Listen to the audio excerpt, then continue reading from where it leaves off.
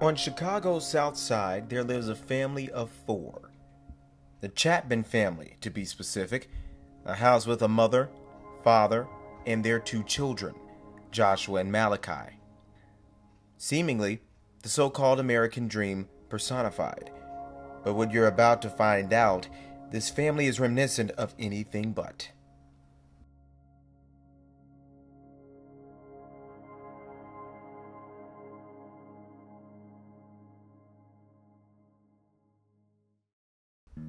As I walked into the household for the first time, I see Malachi.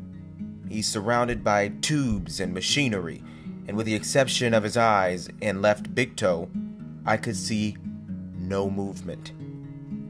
Malachi has SMA. SMA is also known as spinal muscular atrophy. Malachi has type 1 spinal muscular atrophy. It's a neuromuscular condition in which the muscles atrophy progressively or grow weaker, and we're talking about all of the gross motor muscle. So Malachi's not able to walk, talk, breathe on his own. My overwhelming immediate impact was grief, fear. I remember tears trickling down my eyes as I was on the green line headed to my new job. And I immediately went through this process of grieving those things that I wouldn't be doing as a father. We prepared, my wife and I, for a sprint with our son, and we still find ourselves in the midst of a marathon. You would think all your cardinal sins will stay underground. When Malachi flutters his eyes, he is saying yes. When he rolls his eyes, he is saying no. This one, do you like that? No! He doesn't like it anymore? That's news to me. He doesn't like this one anymore. With the evolution of technology comes the hope of better treatment, thus a prolonged prognosis. You can listen as he says good morning to me using a Dynavox, which is sort of like a computer. He navigates with the only thing he can move, his left big toe. Good morning. Good morning, Malachi. Good morning. Good morning. Good morning. Thank you for that. Dr. Mara is an ear, nose, throat doctor, also known as ENT. He has equipped Malachi with some of the newest forms of technology to better help him and his longevity with a genetic disorder.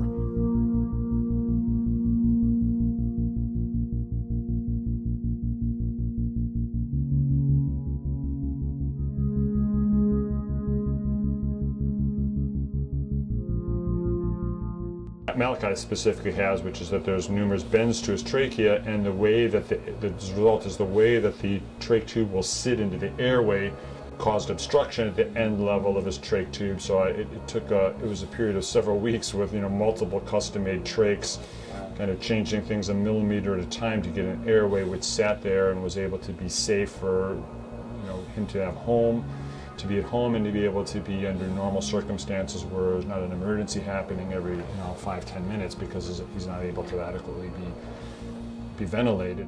If he is not on a ventilator, he would need to be given manual breaths. Malachi is being prepared for a hospital appointment. You can see he and his mom, who is carrying him, accompanied by Nurse Julie, who's been his nurse since he was born.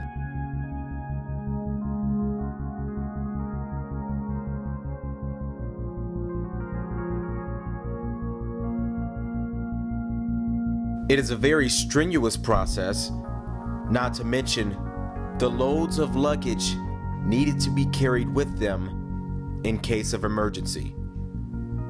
From oxygen tanks to a ventilator, even a 25-pound backup battery for if the ventilator fails. This is Charlie. And he goes where? He goes with us every time we leave the house. He rides in the car with us. Wow. Right now, he's off the ventilator. And now he's breathing. Yes. You know, Joshua will be going off to school next year, and I haven't had that conversation with Malachi just yet. But Joshua has always been Malachi's fierce protector ever since he was a little boy. He really struggled with us being in public with Malachi because Malachi draws a lot of attention. People wonder about him, what happened, what's wrong with him, why is he hooked up to all these tubes. And so we would get a lot of staring when we were in public with him, and that really bothered Joshua a lot. So he took it upon himself to always be Malachi's protector, and he would literally take a stance of stop staring at my brother. He would have to stare off with people or posturing, that sort of thing. My brother isn't normal. We haven't had a normal life, but I can't really imagine my life without him and without being this way. It's hard to.